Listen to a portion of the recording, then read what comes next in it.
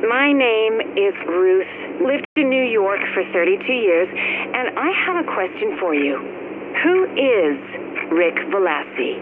I mean, we all know who we think he is. He's the loudmouth who keeps talking on the radio about what he thinks is going on. But is he really that?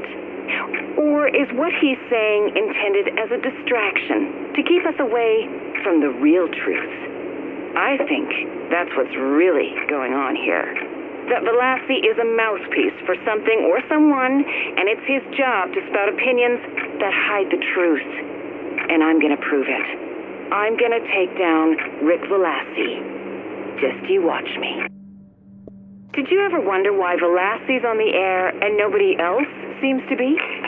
Why does he have the technology to keep pounding out his drivel when no one else on the entire island of Manhattan, the greatest city on planet Earth, seems to be able to get a basic ham radio set going?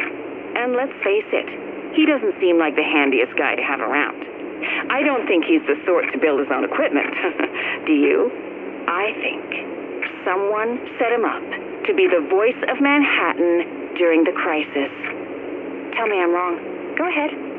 I dare you. So, I went digging into Rick Velassi. There's no waiting for documents anymore. It's all help yourself, if you can find it. And if the docs you want didn't get turned into kindling to keep someone from freezing to death. But here's the interesting thing. I couldn't find a thing on Velassi. No driver's license, no draft records, no nothing. Now, maybe I was just looking in the wrong place. Or maybe the records were destroyed by accident. But maybe there is no Rick Velassi. He's a ghost. It's something to think about. I'm still trying to dig into Velassi's past, and I am getting nowhere. There's no record of where he lives, and no employment history. It's like the government just made him up out of whole cloth when they needed a voice to go out on the airwaves. For all we know, he's not even in Manhattan. He could be in a condo up in Boston eating cheese munchies in between broadcasts, and they just pipe him in down here. It's getting too big. I am losing sight of the edges of the web. I've seen him. I've seen someone I'm pretty sure is Velassi on the street in Morningside Heights. That must mean he lives somewhere close. I'm surprised he even comes out of his lair at all. He must think he's special somehow. Or that he has protection. Yes, I'll bet that's it. If that is a government plant to distract me. But you know what? It doesn't matter. We deserve the truth about Rick Velassi and whoever he's fronting for. I will follow him. I will keep an eye on him. I will find him. And then I will find out the secrets he's hiding. I promise you, we will know the truth. This is going to be my last broadcast. They're listening. I mean, I always knew they were listening, but now I know they're listening. And I don't know how much time I have left. I'm giving up on the Velassi story. It's too dangerous. It's too big. Bigger than you think.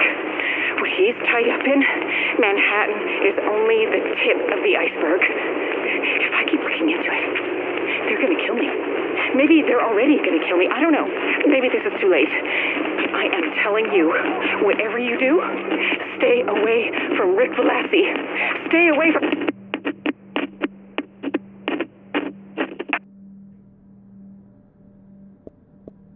Hello. This is Aaron Keener. Now, don't tell me you've forgotten me. I'm the bad guy, remember? Oh, I didn't cause any of this, but if you ask the JTF, I sure as hell made it worse.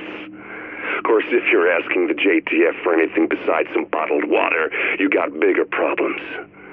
But the news is simple. I'm alive, I'm real, and I'm not done yet. Not by a long shot. Anyway, I hear you've been looking for me. Does Lau know why? Do you? And right about now, I'll bet you're wondering if I was ever even here on the West Side. The answer is yes, I was. You can look for me all you want, and so can those morons with the golf clubs and the flamethrowers. But you will never find me. More questions? Well, I'm sure you got dozens of them. Like, why the West Side? It's easy enough. I needed a few things, and Central Manhattan had been picked clean. And why let the factions know I was here?